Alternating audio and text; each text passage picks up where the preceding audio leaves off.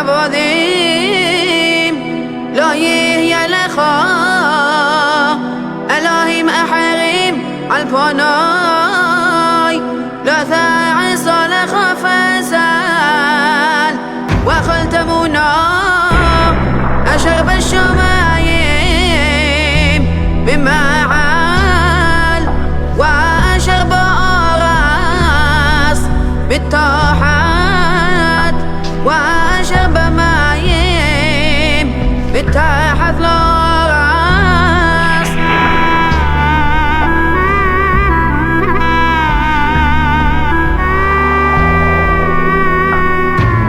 لا تشتاح ولا هام ولا ثاعب ذم كي أنا خي أذانا يلها خا الجنة فقد عوان أبد عالبانيم على شلاشي وعلى البعيم لساناي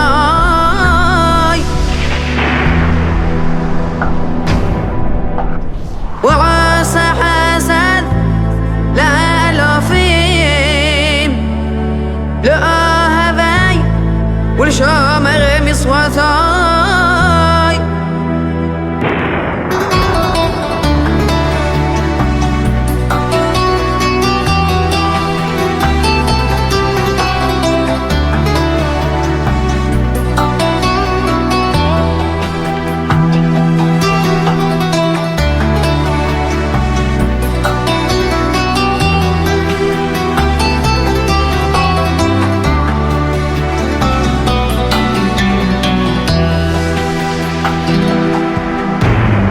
لا تساق الشم أذني ألها خا للشاو كي لا ينقى أذني إذ أشغي صار شما للشاو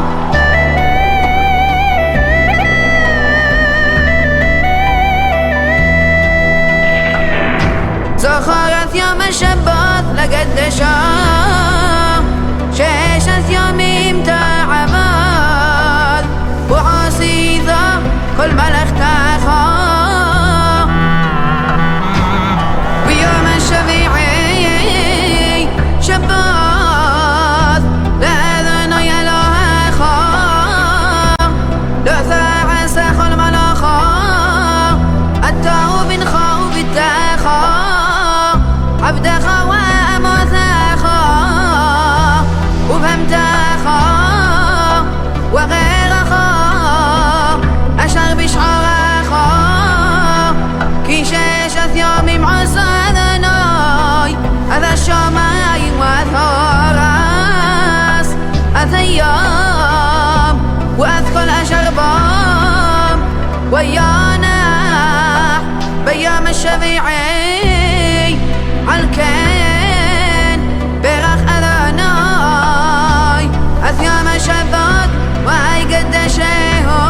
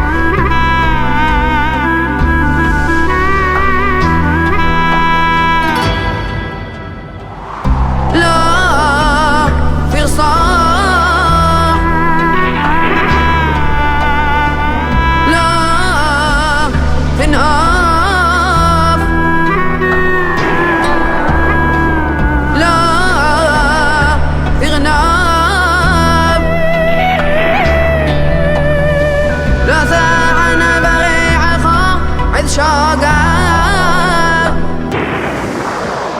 لوث حماد بتريعه خا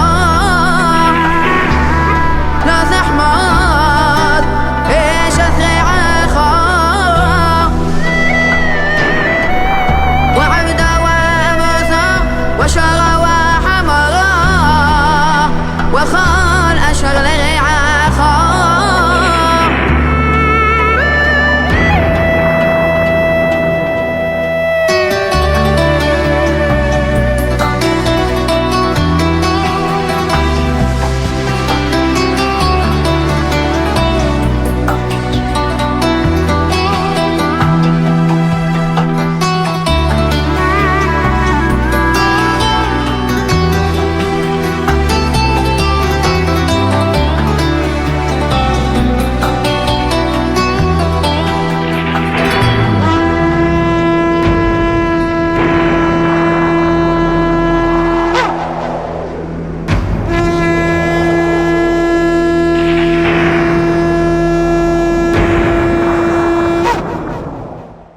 Año bíblico, Biblia traducida del hebreo, Génesis capítulo 2. Así fueron acabados los cielos, y la tierra, y todo su cortejo. Y, rematada en el día sexto toda la obra que había hecho, descansó Elohim el día séptimo de cuanto hiciera, y bendijo el día séptimo y lo santificó, porque en él descansó Elohim de cuanto había creado y hecho. Este es el origen de los cielos y la tierra cuando fueron creados. Al tiempo de hacer nuestro Creador Elohim los cielos y la tierra, no había aún arbusto alguno en el campo, ni germinaba la tierra hierbas, por no haber todavía llovido nuestro Creador Elohim sobre la tierra ni haber todavía hombre que la labrase, y sacase agua de la tierra para regar toda la superficie del suelo. Formó nuestro Creador Elohim al hombre del polvo de la tierra y le inspiró en el rostro aliento de vida. Y fue así el hombre ser animado. Plantó luego nuestro Creador Elohim un jardín en Edén, al oriente, y allí puso al hombre a quien formara. Hizo nuestro Creador Elohim brotar en el de la tierra toda clase de árboles hermosos a la vista y sabrosos al paladar, y en el medio del jardín el árbol de la vida y el árbol de la ciencia del bien y del mal. Salía de Edén un río que regaba el jardín, y de allí se partía en 4 brazos. El primero se llamaba Pisón, y es el que rodea toda la tierra de Evila, donde abunda el oro, un oro muy fino. Y además también bedelio y ágata, y el segundo se llama Gijón, y es el que rodea toda la tierra de Cus. El tercero se llama Tigris, y corre al oriente de Asiria, el cuarto es el Éufrates. Tomó, pues, nuestro Creador Elohim al hombre y le puso en el jardín de Edén para que lo cultivase y guardase, y le dio este mandato: de todos los árboles del paraíso puedes comer, pero del árbol de la ciencia del bien y del mal no comas, porque el día que de él comieres, ciertamente morirás. Y se dijo nuestro Creador Elohim: no es bueno que el hombre esté solo, voy a hacerle una ayuda semejante a él. Y nuestro Creador Elohim trajo ante Adán todos cuantos animales del campo y cuantas aves del cielo formó de la tierra, para que viese cómo los llamaría, y fuese el nombre de todos los vivientes el que él les diera. Y dio Adán nombre a todos los ganados, y a todas las aves del cielo, y a todas las bestias del campo, pero entre todos ellos no había para Adán ayuda, semejante a él. Hizo, pues, nuestro Creador Elohim caer sobre Adán un profundo sopor, y, dormido, tomó una de sus costillas, cerrando en su lugar la carne, y de la costilla que de Adán tomara, formó nuestro Creador Elohim a la mujer y se la presentó a Adán. Adán exclamó: esto sí que es ya hueso de mis huesos y carne de mi carne. Esto se llamará varona, porque del varón ha sido tomada. Dejará el hombre a su padre y a su madre y se adherirá a su mujer, y vendrán a ser los dos una sola carne. Estaban ambos desnudos, Adán y su mujer, sin avergonzarse de ello. Muy buenos días, ¿cómo están todos? Esperando que la paz del Creador esté con ustedes. Vamos a compartir en este matinal una cita muy preciosa que debería ser objeto de estudio, no de un matinal. Y la primera cita la encontramos en Primera de Juan, capítulo 4, versículo 8. Y dice lo siguiente: el que no ama no ha conocido a Elohim, porque Él es amor. Poniendo esto en contexto, estamos viendo que para poder conocer a nuestro Padre Celestial es necesario realmente haber amado. Aquí no está diciendo simplemente una característica vacía ni nada por el estilo. la mayoría de las personas que nunca han amado, según 1 Corintios, capítulo 13, usted se da cuenta si usted ha amado alguna vez a alguien, porque dice todo lo perdona, no busca lo suyo, no tiene intereses propios, y tantas características que tiene el amor verdadero. Y entonces aquí viene y prácticamente nos cuestiona, 1 Juan, capítulo 4, versículo 8, el que no ama no ha conocido a Elohim, porque Él es amor. Si usted no ha amado absolutamente a nadie en su vida, usted no lo puede conocer a Él. Pero entonces se da el caso de la mayoría de personas que no han amado, y entonces incluso religiosos que nunca han amado, van a ver a nuestro Padre Celestial con falto de misericordia, como un juez severo y malo, como una persona que condena. Y esa no es la realidad que nos está mostrando allí. Nos está diciendo que si Él es amor, tú no lo puedes conocer, porque si tú no has amado a nadie, tú no lo puedes conocer. Ahora, si tú has amado realmente a alguien alguna vez, entonces sí tú puedes conocerlo.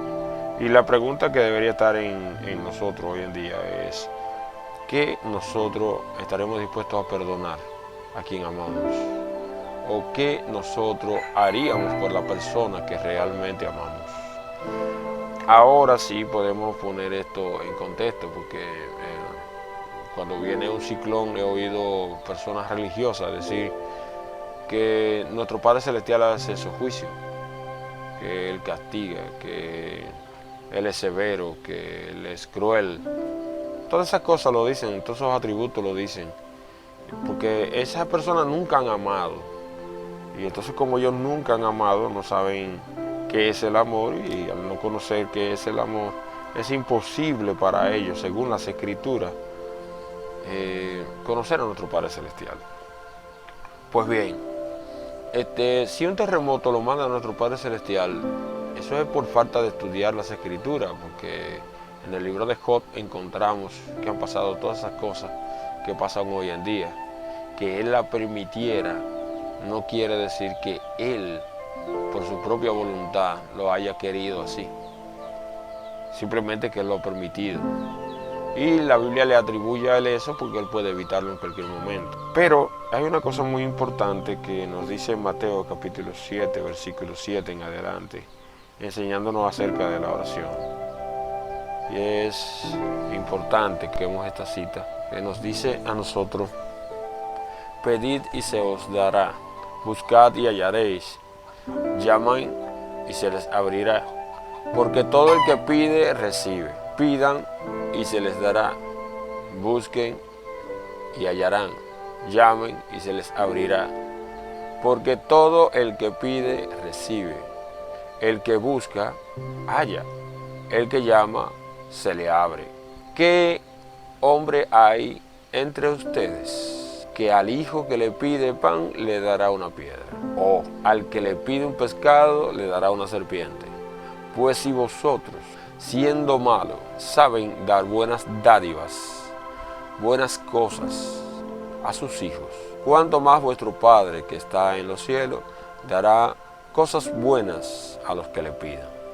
Entonces, haciendo una comparación como esta, tenemos nosotros, porque no es una comparación mía, es una comparación de Mashiach. ¿Qué cosa nos pide nuestros hijos que la estén necesitando, que nosotros no tengamos la misericordia de dársela? Nuestros hijos necesitan algo, nosotros lo tenemos, podemos dárselo. ¿Qué cosa hay que nosotros no le demos? Hay cosas que nuestros hijos no nos piden, pero las que nos piden, se las damos. Entonces, hace la interrogante.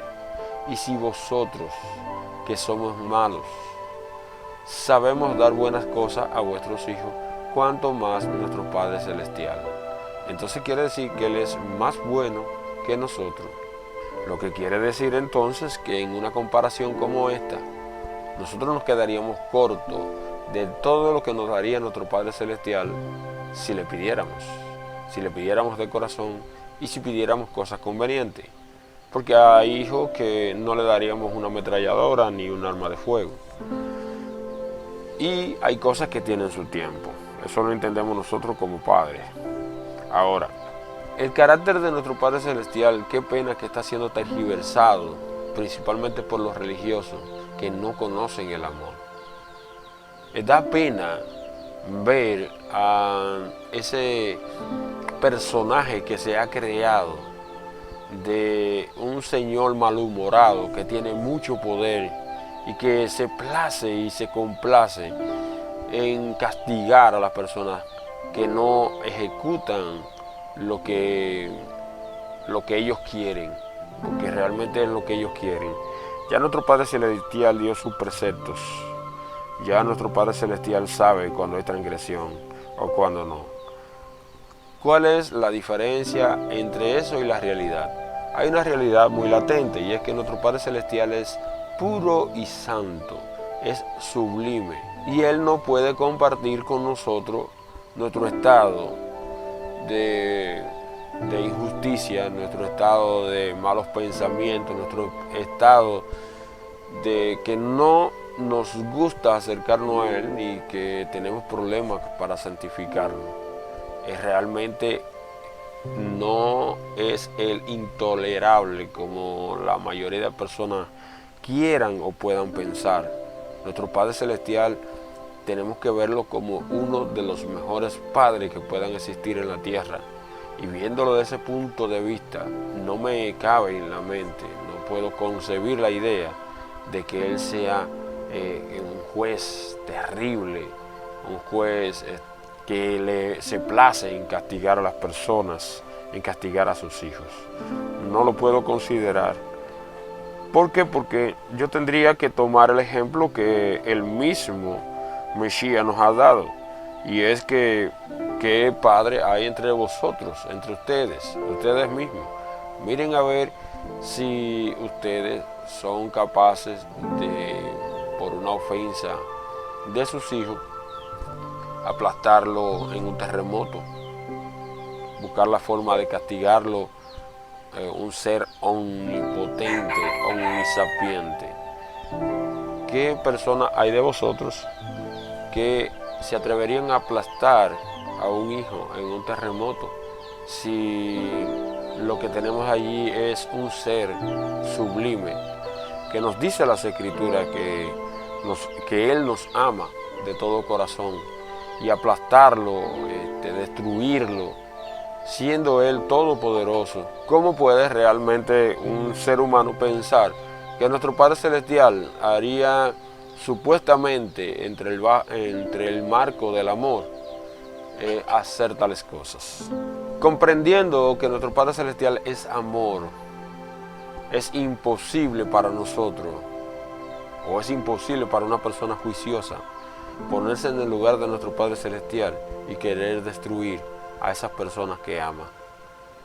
Realmente debemos meditar, debemos entender claramente que Él es santo, puro y bueno, y que en su estado de santidad y de pureza, en su estado de bondad, no puede compartir con nosotros nuestra forma de ser, pero Él está dispuesto a perdonarnos cuando nosotros queremos cambiar y cuando queremos acercarnos a Él de todo corazón. Ahora, hay una cosa que tenemos que tener clara y pendiente. El que quiere buscarle se aparta del mal. Se aparta, le pide a Él. Y eso es una lucha que puede vencer unido a Él, al lado de Él. Yo quiero saber qué persona sería medroso al lado del Omnipotente. ¿Y qué es la meditación para hoy? Nos podría separar del amor de Elohim. Tribulación, algún problema, alguna consecuencia de nuestras transgresiones. ¿Qué nos está separando a nosotros del amor de nuestro Padre Celestial? Meditemos en esto. Quitemos esa barrera que nos impide llegarnos a Él, conversar con Él, estar con Él, pero entienda que el que no ama no ha conocido Elohim, porque Él es amor y Él te está esperando a que tú hoy transformes y cambies tu vida desde ahora y por toda la eternidad.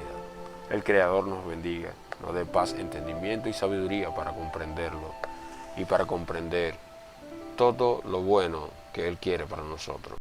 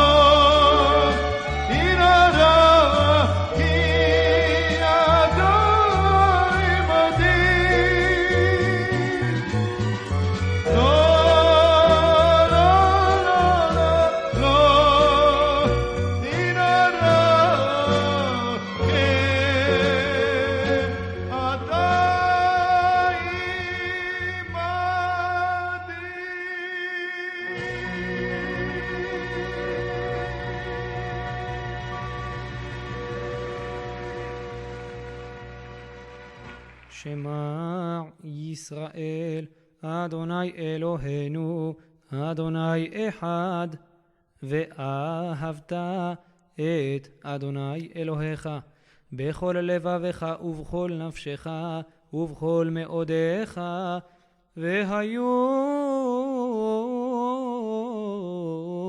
לדברים האלה אשר אנוכי מצווך היום על לבביך ושיננתם לבניך ודיברת בם בשבתך בביתך ובלכתך בדרך ובשוכבך ובקומך.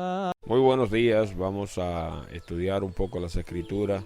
Primeramente vamos a buscar una cita que está en el libro de Éxodo capítulo 3, versículo 13 al 15, donde allí en ese encuentro tan glorioso que tuvo Moisés con nuestro Creador, Moisés hace una pregunta y dice: ¿qué le voy a decir a los israelitas cuando me pregunte que quién me habló?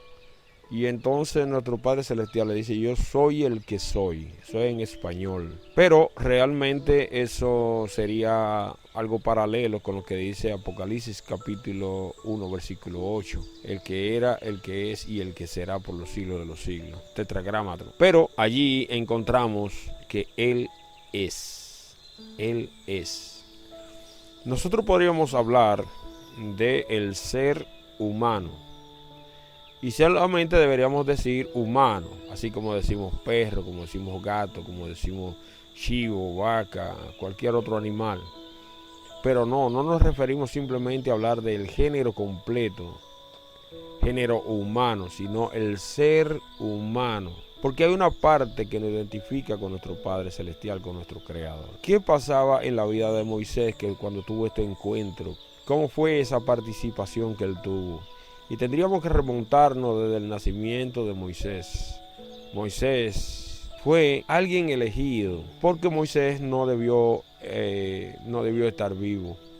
Moisés fue ocultado de un decreto de Faraón donde todos los niños deberían morir. O sea que si Moisés no debió existir por consecuencia, por circunstancia, entonces encontramos que la madre libra a Moisés de la muerte del decreto de Faraón y pasa que es llevado en una barquilla al río para toparse entonces con la hija de Faraón, y en ese momento entonces se topa con la hermana de Moisés, quizás unos 7 años mayor que él, quien con plena conciencia le dice a la hija de Faraón: quiere una nodriza para cuidar a ese niño. La hija de Faraón no podría ser tonta, tendría que saber que realmente iba a buscar a la misma madre del niño. Eso es insólito pensar en otra cosa que no fuera eso. Pero Moisés entonces educado ahora como un príncipe de Egipto por su madre, aprende el idioma egipcio, lo enseña a su madre, aprende el idioma hebreo, aprende las dos culturas, pero es criado como el niño mimado de un palacio. Es increíble porque el mismo Faraón le toma aprecio a ese niño hebreo, el cual se le escapó de las manos, el cual debió no estar vivo en ese momento. Y Moisés crece como los príncipes. Encontramos también a su hermano, el heredero al trono, un poco menor que él, el cual veía a Moisés como ese hermano mayor, esa persona que tenía ese respeto hacia él, esa admiración, igual que todos los niños admiran a su hermano mayor hasta cierto grado. El tiempo pasa, Moisés cuando cumple 40 años, tiene en su mente ser el gran libertador, después de haber estudiado todas las estrategias de guerra, de conocer tanto como un príncipe de Egipto conocía ya a los 40 años, siendo un pleno adulto. Comete el error de matar a un egipcio y sepultarlo en la arena. Y entonces se da el caso de que debemos entender que había un edicto el cual Moisés se había librado, y otro edicto el cual decía que cualquier persona que golpeara a un egipcio era digno de muerte. Imagínense ustedes lo que representaría entonces no solamente golpear a un egipcio, sino matarlo, enterrarlo en la arena, ocultar ese cuerpo. Y Moisés hizo todo eso. Pero Moisés no dejaba de ser hebreo, a pesar de ser príncipe de Egipto. Cuando el faraón se entera de eso, entonces quiere matar a Moisés, porque era un potencial enemigo. Tenía la admiración de todos sus amigos, tenía muchas relaciones, la guardia lo admiraba, era un príncipe, era un potencial enemigo, y Moisés huye a Madián. Cuando huye a Madián, todos sus sueños se derrumban, y entonces encontramos a una persona que comienza a vivir una nueva vida, una vida de humillación. Después de estar en un palacio, ahora vivía en una carpa. Después de comer los mejores manjares, ahora comía prácticamente la misma comida. Después de asociarse con personas cultas y estudiadas, ahora se asocia y habla con campesinos, con personas de un muy bajo nivel comparativamente como él se había criado, en la sociedad que se había criado. Pero allí Moisés tenía que aprender una gran lección, y pasa en su vida tantas cosas que cuando nos enfocamos entonces en el encuentro con nuestro Padre Celestial, allí vemos que ya Moisés, después de 40 años viviendo en Madián, cuidando ovejas, con una esposa que era autoritaria, que no quería que sus hijos fueran circuncidados, y eso le iba a costar la vida a Moisés, con un suegro que prácticamente era el que dictaba qué se podía y qué no se debía hacer, y Moisés simplemente estaba al amparo de ese señor, el cual cuidó de Moisés, protegió a Moisés, y Moisés sentía gran admiración y respeto por Jetro. Y eso lo vemos que después Jetro va a visitar a Moisés después de mucho tiempo, y vemos cómo es el trato de Moisés, todo el respeto y la atención que le presta a Jetro. En el caso de la cita bíblica, allí encontramos que por naturaleza el árbol de la zarza, mayormente con la temperatura del sol, emite unas fragancias que son excesivamente inflamables, y no era extraño que una zarza se incendiara sola, pero Moisés ve que hay una zarza que se está quemando, igual que otras que se hubiesen podido quemar antes. Sin embargo, estas no se le caían las ramas ni nada de eso, sino que se mantenía incendiándose sin caer ninguna de ellas. Y eso entonces le hace una admiración, un asombro, y se acerca. Cuando se acerca, entonces oye la voz que le dice: ¿quién es el que está allí? Y allí comienza entonces el cometido a Moisés, el cometido de que tiene que hacer una gran obra para nuestro Padre Celestial. Y el cuadro que tenemos es que nuestro Padre Celestial conocía bien a Moisés, sabía quién había sido Moisés desde un principio, y sabía lo que iba a acontecer en el futuro, y sabía todos los pormenores de la vida de Moisés. Nuestro Padre Celestial, podemos estar seguros que así como lo hizo con Moisés, lo hace con cada uno de nosotros. Sabe todos los pormenores de nuestra vida. Allí tenemos también que nuestro Padre Celestial no está solo, también tenían los ángeles que estaban alrededor. ¿Qué pensarían los ángeles de Moisés? De esa persona que era un príncipe, y como príncipe podía llegar a ser arrogante, podía llegar a ser una persona que tomaba sus decisiones, impetuoso y cosas por el estilo. Y ahora vemos una persona humilde. Pero en ese mismo cuadro entonces tenemos los pensamientos de Moisés. ¿Quién era él? ¿Qué frustraciones había en su vida? ¿Qué quería lograr él cuando creció con su madre, viendo el sufrimiento de sus hermanos, de sus tíos, de toda la persona del pueblo al que él pertenecía? Y sin embargo entonces no poder liberar el pueblo y pasar 40 años, y en esos 40 años no ver ningún cambio positivo en lo que quería hacer. Es una frustración para cualquier persona. Había mucho más todavía. Había de que Moisés tenía problemas para hablar, era tartamudo, y entonces también los recuerdos en su mente tenía que antes de salir de Egipto había matado a un egipcio y lo había sepultado en la arena. Eso le pesaba en su corazón, eso le pesaba porque todos los amigos con los cuales él creció, la admiración que sentían por Moisés, su prácticamente hermano menor, Faraón próximo, el heredero al trono, que sentían tanta admiración por él, su familia, el pueblo, Era tanto que había de por medio y en la mente de Moisés, que pensar que había quebrantado un decreto del faraón, había no solamente golpeado a un egipcio, lo había matado, lo había enterrado en la arena.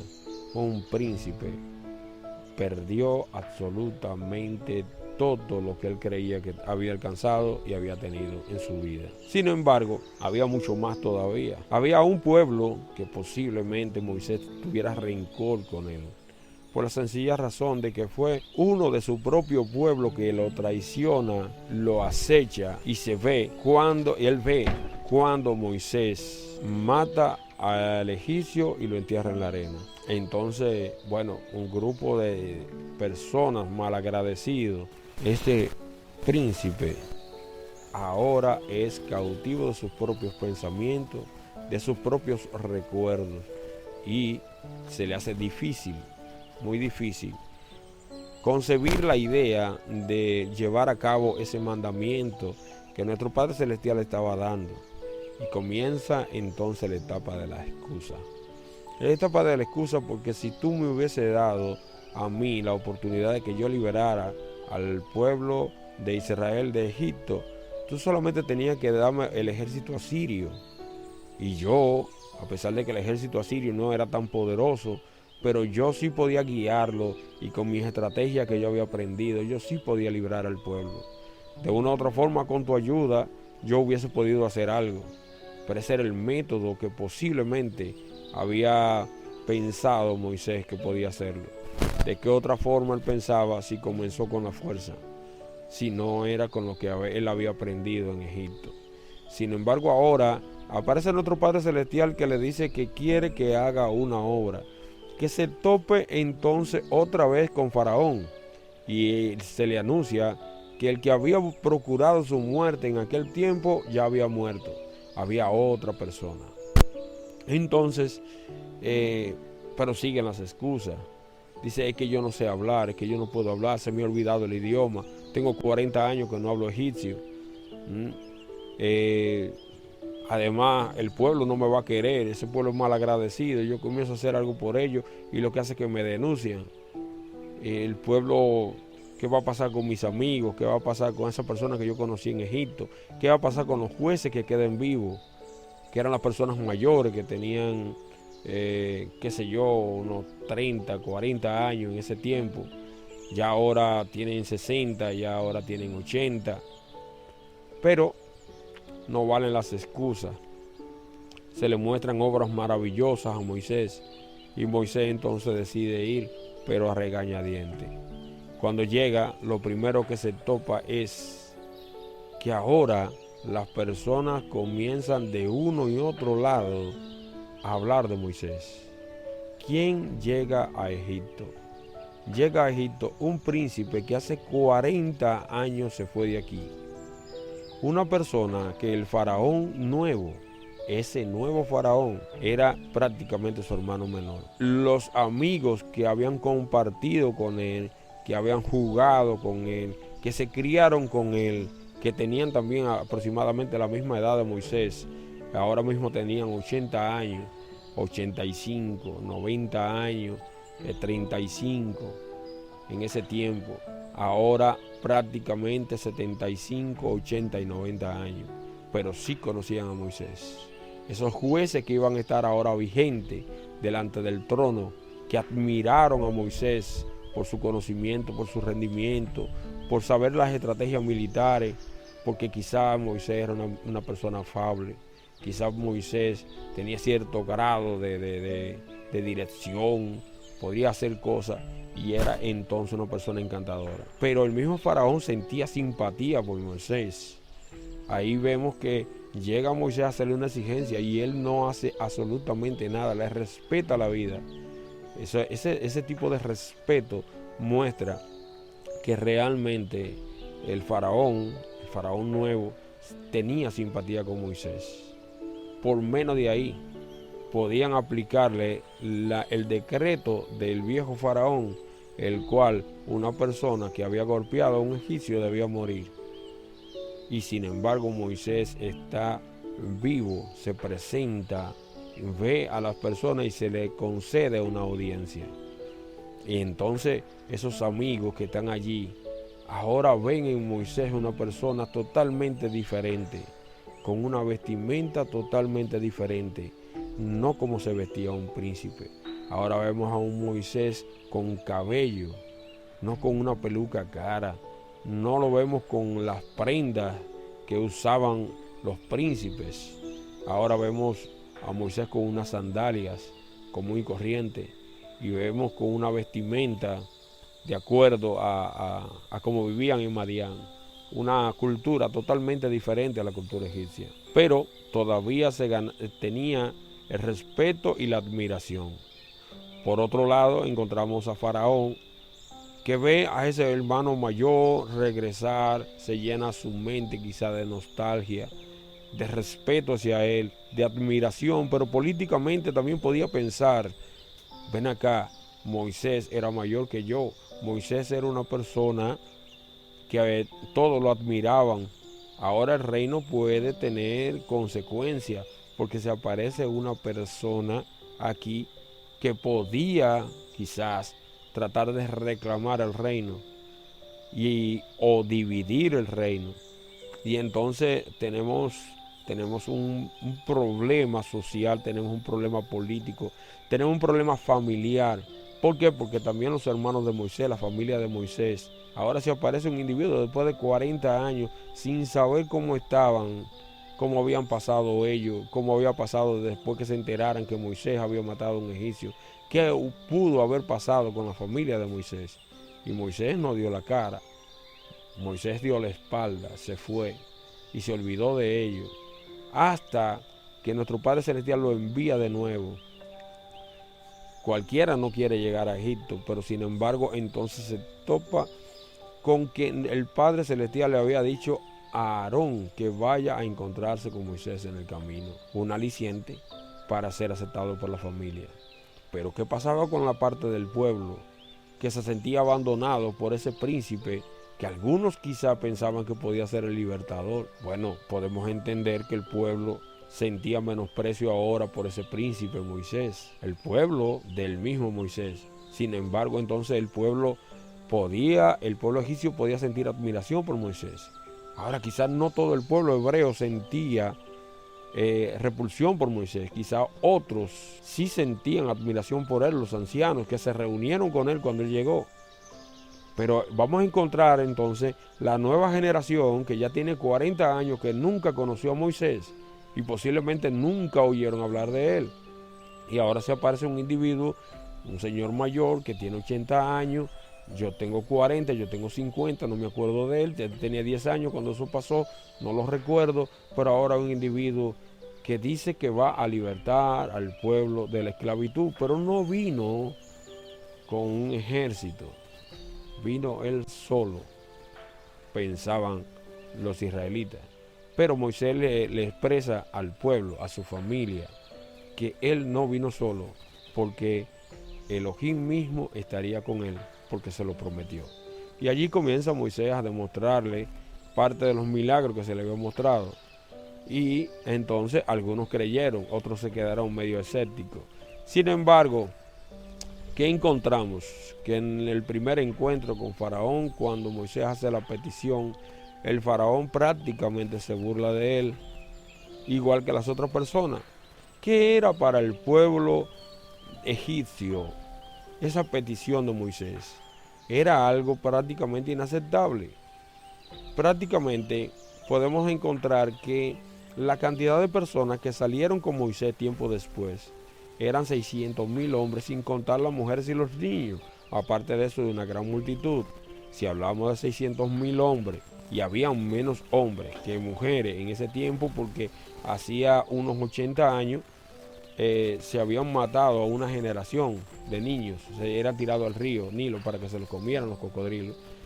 Entonces quiere decir que había menos hombres que mujeres.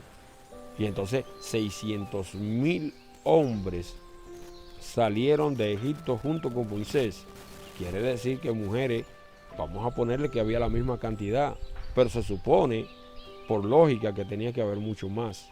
Aparte de eso, los niños, Y no es como ahora que solamente se tienen 2 niños.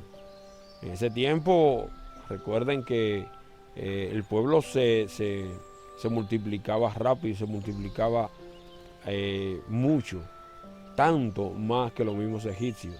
Pero con ello también salió una gran multitud. O sea, estamos hablando de unos 2.300.000 personas, según algunos estudiosos, que podían haber salido con Moisés. Tantas personas. ¿Qué tuvo que aprender Moisés para que se le diera una responsabilidad tan grande? Que allá en el desierto, 40 años estudiando administración de la hierba.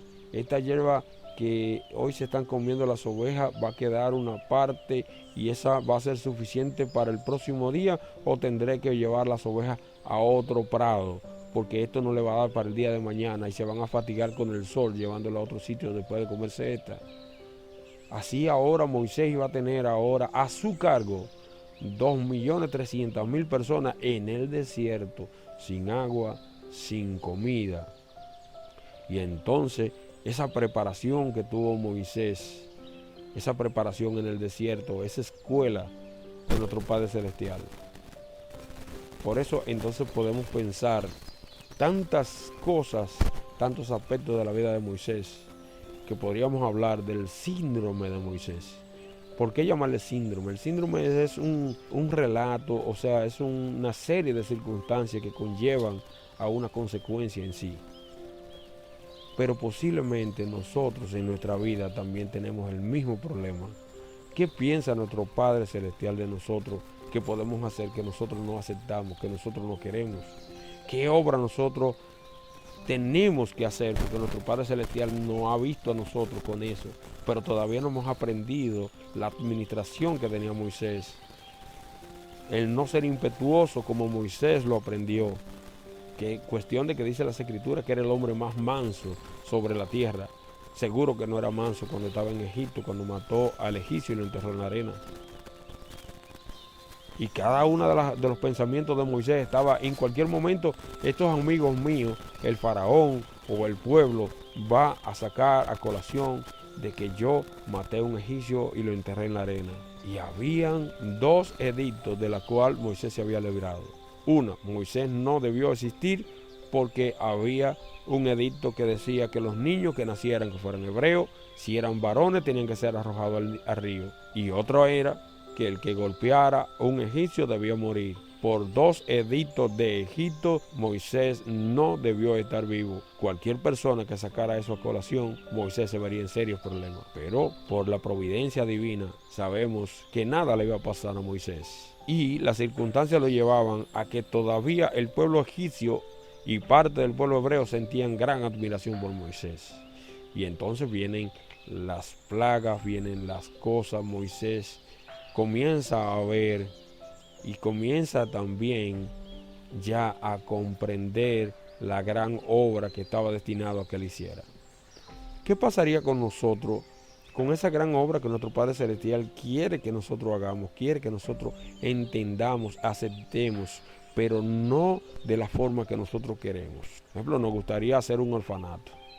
Vamos a suponer que nos gustaría hacer un orfanato para atender a los niños. Bueno, necesitamos ¿cuánto? 70 millones. 70 millones de pesos, 3 millones de dólares. ¿Cuánto necesitamos? ¿Qué estamos pensando? Esa sería nuestra forma. Así como Moisés estaba pensando que la forma correcta de hacer las cosas era si tenía un ejército a mano para liberar al pueblo. No, no necesitaba eso. Lo único que necesitaba era un cayado, era un palo. Un palo que puede encontrarse por ahí. Un palo seco, un palo que le sirviera de apoyo. Un palo que les iba a permitir defender a las ovejas de los lobos, de esos lobos que aparecieran por ahí o cualquier animal salvaje. Eso era lo único que necesitaba. Y aparte de eso, la completa voluntad de nuestro Padre Celestial, dándole a Moisés la fuerza necesaria para llevar a cabo la gran obra que tenía. Y si nosotros estamos pasando por el síndrome de Moisés, pensando que así como estamos nosotros no podemos hacer nada, realmente nosotros no podremos hacerlo hasta no entenderlo. Y cuando el Eterno nos llame, cuando pensemos que realmente ya no podemos y ya no podremos, posiblemente entonces estemos preparados para aceptar la voluntad de nuestro Padre Celestial en nuestras vidas. Pero ¿qué pasa con nuestra familia? ¿Vamos a tener problemas con ellos como lo tuvo Moisés? ¿Vamos a tener el apoyo o nos vamos a dar cuenta que por nuestro comportamiento hay ciertas personas que tienen simpatía por nosotros en el mundo? Así como personas tenían simpatía por Moisés en Egipto. Egipto representa el mundo. Y si nosotros en el mundo tenemos personas que simpatizan con nosotros por nuestra forma de ser, por no ser agresivos, por tratar de ser mansos, por tratar de ayudar a las otras personas, entonces tenemos un grado de simpatía. Pero eso nos ayudará a hacer la obra que tenemos que hacer. ¿Creemos nosotros que eso es posible? Seguro que más de un edicto dirían que nosotros tampoco deberíamos estar vivos, como Moisés no debió estar vivo en Egipto. Y llegar a Egipto descaradamente después de haber matado a un egipcio y enterrarlo en la arena. Todo eso pesaba en la mente de Moisés. Posiblemente lo que más le pese a usted es cuando usted da una mirada al pasado y busca entre las páginas que ya usted ha vivido y se da cuenta de los errores que usted ha cometido. Todas las cosas que usted ha hecho, de las cuales necesita, quiere olvidar, pero realmente están ahí, no pueden. Y pesan contra usted mismo. Moisés necesitaba ser perdonado por el faraón. Necesitaba tener la certeza de haber sido perdonado por faraón. Pero tenía la necesidad intrínseca de que nuestro Padre Celestial lo perdonara. Pero hay otro perdón. Él necesitaba perdonarse él mismo. Y eso pasa con cada una de las cosas. Por eso vuelvo y recalco que el síndrome de Moisés lo pasamos, no solamente lo pasó Moisés, posiblemente cada uno de nosotros. Y llegará el momento en que haciendo la obra tengamos un momento de desesperación y pensemos, esto no vale la pena. ¿Acaso engendré yo este pueblo? Que me están pidiendo agua, que me están pidiendo carne, que todo es una queja, que no creen en mí, que no quieren guardar el Shabbat, que no quieren hacer las cosas. Y por la fuerza, no es bueno que las personas sean salvas. Una y otra vez, el pueblo fue mermado, fue diezmado, murió toda la generación que salió de Egipto, murió en el desierto por su desobediencia. Solamente 2 personas quedaron para cruzar la tierra prometida que todos tenían derecho de ir, solamente Caleb y Josué. Ahora nosotros también tenemos una tierra prometida donde ir. Nosotros también tenemos la necesidad de pasar todas las circunstancias que pasó Moisés. Pero necesitamos crecer. A Moisés se le presenta a nuestro Padre Celestial en una zarza. Solamente oyó una voz y veo una luz. Pero fue tanto así que después se topa con él. Y dice las Escrituras, sabemos que lo está diciendo entre líneas, que Moisés veía al Eterno cara a cara. Sabemos que el rostro nunca lo vio, porque cuando Moisés le pidió eso, él le dijo, tú verás mi espalda. No podrá ver mi rostro porque no habrá un hombre que vea mi rostro y viva. Pero ¿y nosotros dónde estamos todavía? ¿Estamos en Madián? ¿Nuestra vida aún está en Madián? ¿Pensando solamente en el egipcio que hemos enterrado en la arena? ¿O ya tenemos problemas con el mundo, con las sociedades, con el faraón, el príncipe de este mundo, con las autoridades? ¿A dónde está nuestra vida? ¿En qué momento de la vida de Moisés nos encontramos? Si estamos viviendo el síndrome de Moisés, quiere decir que pronto tendremos la esperanza de estar cerca de la tierra prometida. Pero debemos encontrar algo también. Debemos aprender de la vida de Moisés, que Moisés no pudo entrar en la Canaán terrenal. Y no pudo entrar porque llegó un momento de desesperación, donde no aguantó la presión, donde perdió la paciencia. El hombre más manso que había sobre la tierra perdió la paciencia. El hombre perfecto de Elohim perdió la paciencia y la perdió por la actitud de las personas que los rodeaban. Por eso necesitamos más y más tener un control de nuestras emociones, porque posiblemente nosotros vamos a golpear también las rocas si no la hemos golpeado ya. Aparte de tener un egipcio muerto, sepultado en la arena, en todo el resto de nuestra vida, tener un par de decretos por los cuales no deberíamos estar vivos, consecuencia de nuestros hechos, consecuencia de las circunstancias. Entonces también toparnos con que no podemos entrar a la Canaán por la sencilla razón de que hemos golpeado la roca. ¿Y quién es la roca? ¿Cuál es la roca de Oré, la cual brota agua de vida? ¿Cuántas veces más vamos a seguir golpeando la roca? Entonces nosotros podríamos pensar en Moisés, en el sentido de que Moisés debería ser el espejo de nuestra vida. Moisés debería ser el espejo para nosotros reflejar como un mapa dónde vamos, guiarnos a través del mapa de la vida de Moisés y ver nuestra propia vida en ello, nuestros errores, el trato con la familia, el trato con la sociedad, el trato allá en ese lugar del exilio donde estamos, el exilio en nuestra mente, con esa gran frustración de no haber alcanzado lo que queríamos en la vida, de darnos cuenta que el mundo no era como nosotros pensábamos, que las metas que teníamos se esfumaron, que el tiempo ha pasado, y ahora cuando Moisés se topa con que ya quiere estar tranquilo con una mujer peleona, entonces ahora le dice a nuestro Padre Celestial que tiene que hacer la gran obra que él quería hacer hace 40 años atrás. Yo no sé cuántos años usted tiene. Posiblemente tenga más de 40. Posiblemente tenga la edad exacta todavía donde Moisés está matando al egipcio. Pero trate de pensar una cosa. Si usted acaba de matar al egipcio, trate de no golpear la roca 2 veces. Ya la roca fue golpeada por nosotros, por nuestros pecados, por nuestras actitudes. Ahora nos toca solamente rogarle a la roca que emane agua para calmar la sed de nuestra vida. Entonces deberíamos pensar, deberíamos analizarnos de una u otra manera. Si nuestro Padre Celestial ya le pedimos perdón por el egipcio que matamos, que enterramos en la arena, y que él inconscientemente cuando era niño fue librado de un decreto y se tuvo que escapar para librarse de un decreto de muerte de esta sociedad, porque de una u otra forma hay tantas leyes en esta tierra que cualquiera de nosotros ha violado una de ellas. Ahora que tenemos, ¿a dónde seguirán nuestros pasos? ¿En qué parte de la vida de Moisés? ¿Acaso ya hemos sacado al pueblo de Israel? El pueblo de Israel lo hemos sacado de Egipto. Ya estamos camino al Mar Rojo. Hemos atravesado, hemos hecho esa travesía. Hemos confiado en nuestro Padre Celestial. Hemos hecho los milagros que deberíamos haber hecho. Hemos subido al monte Sinaí.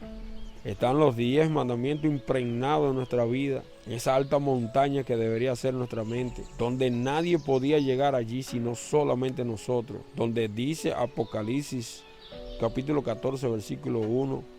Que deberíamos estar de pie allí en el monte de Sión, junto a nuestro Padre Celestial, con su nombre escrito en nuestra mente, donde los 10 mandamientos deberían reinar todos los aspectos de nuestra vida, donde la paciencia de Moisés debería estar allí, y deberíamos nosotros, siendo los siervos de la última hora, estar cantando el cántico de Moisés y del Cordero, que lo encontramos en Apocalipsis capítulo 15. Deberíamos nosotros cantar el cántico de Moisés, el canto de su experiencia, de la experiencia de vida de Moisés. Pero Moisés solamente era una antesala de lo que era nuestro Padre Celestial viniendo aquí a la tierra. Es necesario entonces que nosotros podamos sentarnos, podamos meditar, podamos prestar atención y ver los aspectos que más nos interesan de la vida de Moisés, y ver entonces y ir subrayando qué ha pasado en nuestra vida y qué fue lo que pasó en la vida de Moisés.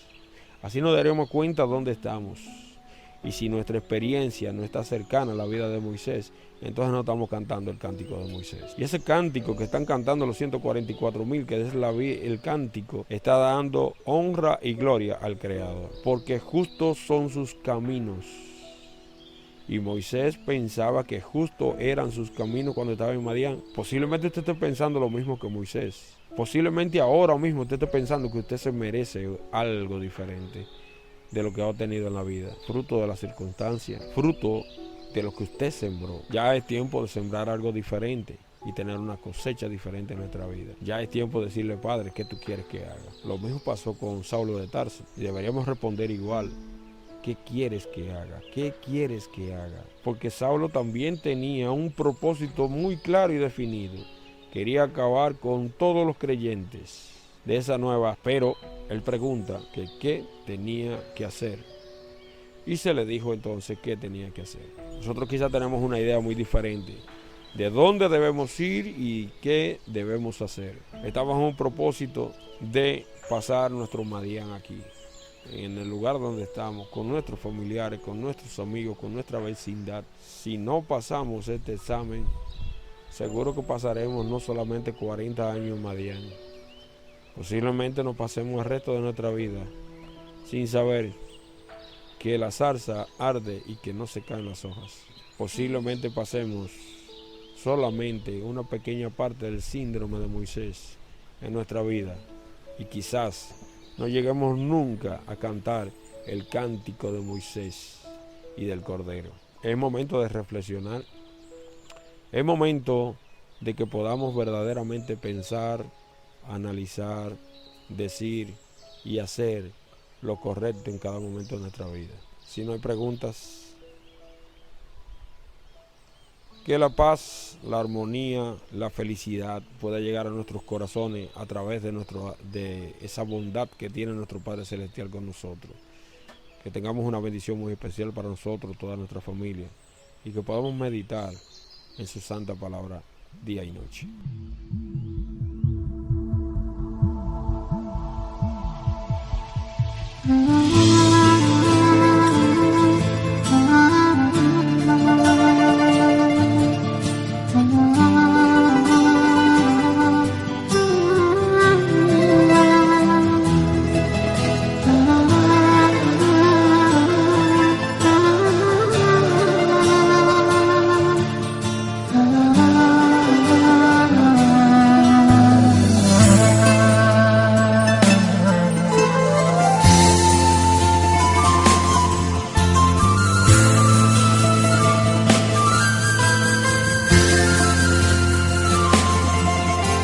תפילה לעני כי הטוב ולפני השם ישפוך שיחו תפילה לעני כי הטוב ולפני השם ישפוך שיחו תפילה לעני כי הטוב ולפני השם ישפוך שיחו תפילה לעני כי הטוב ולפני השם ישפוך שיחו השם שמע תפילתי ושבתי אליך תבוא השם שמע תפילתי ושבתי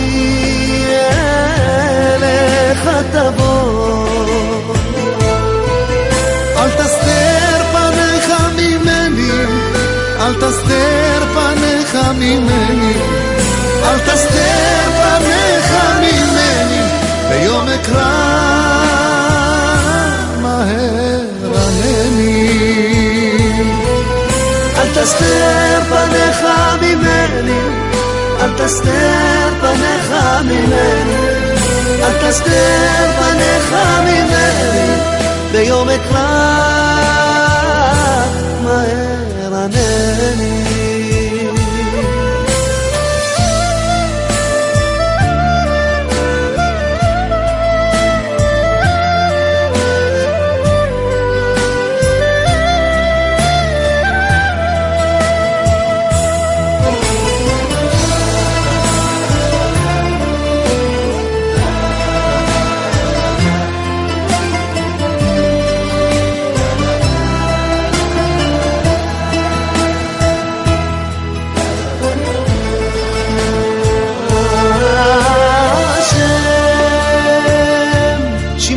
תפילתי ושבתי אליך תבוא השם שמע תפילתי